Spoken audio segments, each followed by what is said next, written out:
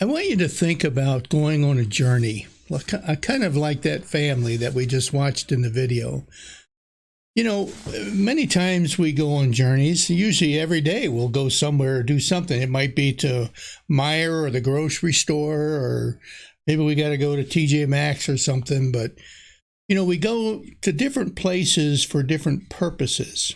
And sometimes these journeys that we go on are just huge, massive things, like when this couple went to China to do their adoption, or when Darcy and I went to China and did our adoption. You're getting ready to go somewhere, and there's so much that's got to be done. You got to pack. You got to plan. You got to go to the bank and make sure that you have all the right money. And, you got to make sure that someone's going to be there at your house to take care of the animals while you're gone. And maybe if you're driving, you got to make sure the car is ready to go and all that kind of stuff. Or maybe you got to wonder, do I need to buy a new bathing suit? I don't know. But there's a lot of preparation that is behind the journeys that you and I take in life. And whether they're just to the store or whether they're major journeys that we take, like a journey to adoption, or maybe even the journey that we are walking in faith, journey toward God. I got to admit that my journey of faith never really was at the forefront of my mind or really that important. Till probably about 25 years ago, I started to sense the draw of God in my own life. And it became more and more important to me that I should find out who this God is. And as I journeyed toward that, as I journeyed toward Him, I realized more and more of who I was before this God that I was looking for. During that time period, it was easy to get preoccupied. It was easy to get discouraged, because I'm imperfect and I do things the wrong way sometimes, or I misinterpret things and understand them in ways that they really weren't originally meant to be understood, like that. But anyway, it was difficult on and off, the beginning of my journey toward God. But what I want to do today is to consider what if it's not about me being on a journey, toward another country to adopt somebody, or maybe it's not about me that's, journeying to try and find God and the reality of who God is and what He's all about, and, what He expects and He doesn't expect, and what I'm going to do and what He's going to do. I mean, maybe it's not about me looking for who God is. Maybe it's more about Him looking for me. Maybe the journey that's most important is not me when in my own time frame, when I'm ready to go look for God. Maybe the journey started, eons ago, when you and I were, before we were ever born. And the journey was that God was journeying to find His lost children. What if it was all about flipping the coin, and, we're all control freaks. I'm one too. And we like to make sure we understand where we're going, what the purpose is, how we're going to get there. We like to plan everything out so that it comes to fruition. But again, I want to put myself, yourself, in a position to where it's not so much about our journey toward God. What's really, really, really important is the journey that God is taking toward each one of us. Now, if you look at the book of 1 John, and there's a couple of scriptures I'm going to give you today for you to write down and just use them during your regular time of devotion with God. But in 1 John chapter 4, verse 19, it says this. It says, "We love Him because He first loved us." Now, let that sink in for a minute. We love God because He first loved us. You see, this scripture is all about how God pursues me. In Scripture, we find a God that is bent on this quest toward redeeming the people that he has created, humankind that he brought into the world and encouraged to procreate. And each life that he's made is one that he knows would fail eventually and would falter, and that he would need to pursue in order to bring us back into a relationship with himself. You see, again, it's not so much about my efforts toward finding God. It's about what God has done in order to find me. You know, God is on this quest, seeking each one of us. A quest that he's been on long before even the first person, Adam and Eve, were ever created. He knew about the fall. He knew about what he would need to do in order to redeem each one of us. And he started that journey. He started that process long before creation was ever created. John chapter 4, verse 23 says this, "But the time is coming, and indeed it is here now, when true worshipers will worship the Father in spirit and in truth." And then it says, the Father is looking for those who will worship him in that way. You see, we're reminded again, many times in Scripture, we're reminded of how it is God that pursued us first. And without that, you and I might never have turned in our pursuit of who God is. We might never have been enticed to say, well, what is it? How did I get here? What's my purpose in life? And all those types of things. And is there really a God out there that loves me? And all those things. You see, if God didn't pursue us first, we might not ever have those things mulling around inside of our heart, leading us in this journey. I also want to read for you from the book of Matthew, and this one comes from the book of Matthew, chapter 13, starting with 44, verse 44. And it says this, it says, "The kingdom of heaven is like a treasure that a man discovered hidden in a field. In his excitement, he hid it again and sold everything that he owned to get enough money to buy the field." And then Jesus, he turns it a little bit differently for people to understand. And he says, "Again, the kingdom of heaven is like a merchant on the lookout for choice pearls, something of great value. And when he discovered the pearl of great value, he sold everything he owned, and bought it."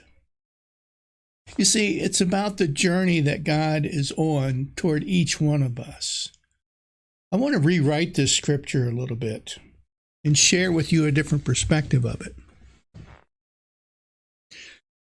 This kingdom of heaven is like the priceless person named Joe, or put your own name in there.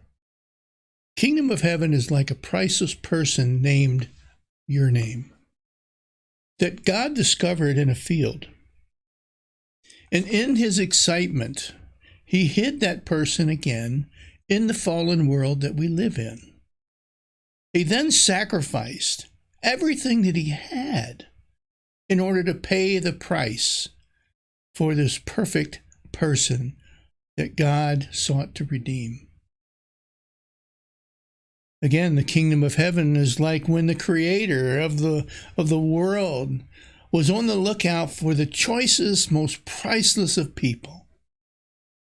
And when he discovered that person, again, put your name in it, a person of infinite value, he sacrificed everything and bought them. We read this scripture, and you and I have probably heard this scripture many, many different times. But I want to relate it to an experience that I had when we adopted our daughter, Leah. I remember the days that I wondered, and I thought, and I considered what it would be like And I looked forward to having a daughter one day. Always did. I'm just being honest with you. You know, all my life, I mean, I've loved the idea of having children, and I love all my children dearly. But I always wanted a daughter too, not just boys. And I remember thinking about what it would be like to adopt. Would there be a difference for that child, between that child and my other kids? Would there need to be a prenup signed or something like? I mean, I don't know. You know, your mind works in mysterious ways. And I remember thinking, is there going to be a difference for her from my perspective, from me, from my eyes? And you know, I never really understood what these scriptures that I've read for you this morning really meant. Not completely. Until we went through that process.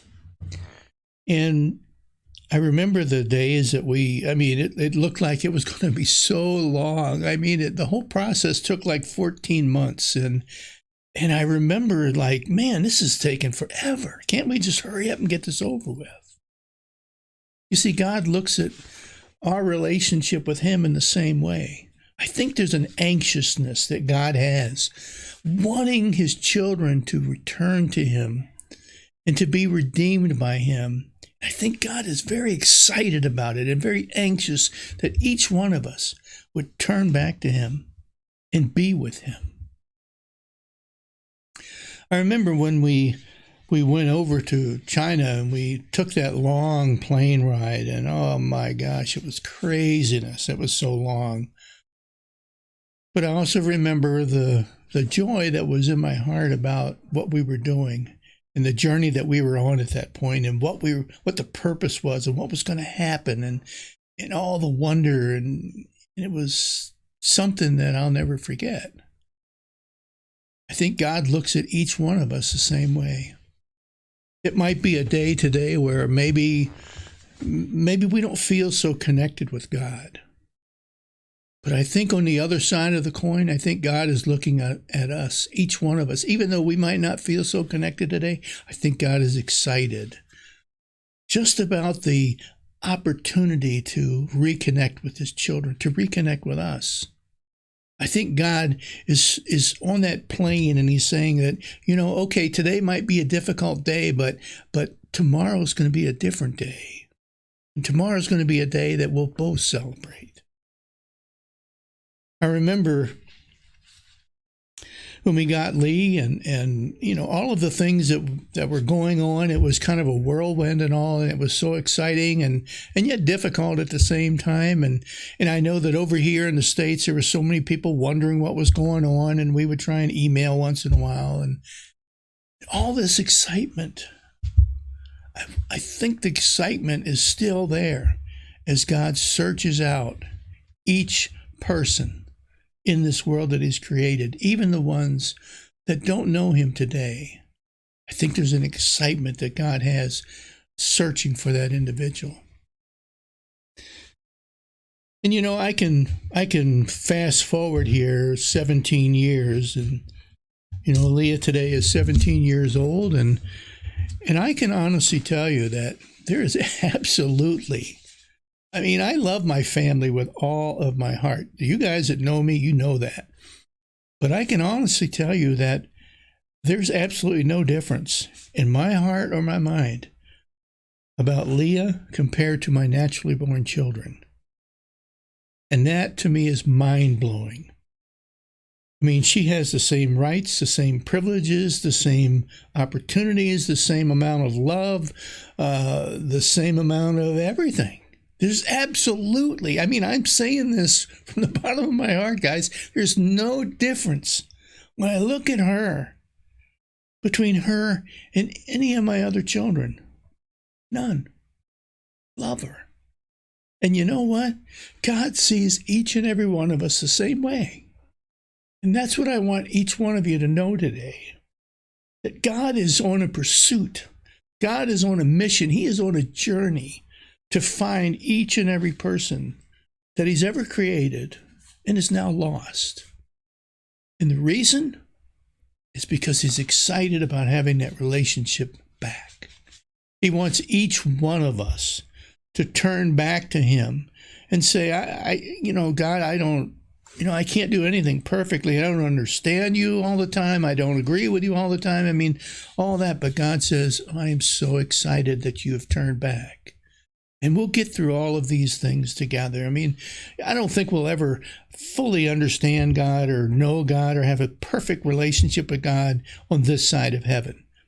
But the encouraging part is that he looks at me and feels the same way he does about Jesus. He feels the same way he does about me. Just like I do with my family. Just like I do with Leah and my kids, my boys. It's the same for my grandkids. I have 2 grandkids that, unfortunately, I don't get to see a lot. But you know what? I love them with all my heart. And nothing will ever change that. Nothing. Nothing. You see, it's the love of God. This love that it's what caused God to search out his lost children and to start to prepare for them before we were ever created. The world is kind of a mess at this point, but God orchestrates everything for what? For the mission, for the journey that he's on, that you and I might know his love in a way, like he loves Jesus, his son.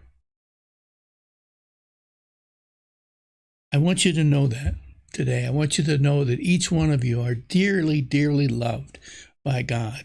He will never leave you. He will never abandon you. He will never forsake you. And you know what? He doesn't play any favorites. He doesn't. Family is family. Thanks.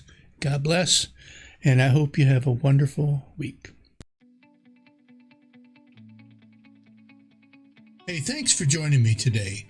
If you'd like to support Rosebush United Methodist Church and the ministry of Tough Questions for God, simply go to the website that's listed on your screen right now and simply look for the online giving button.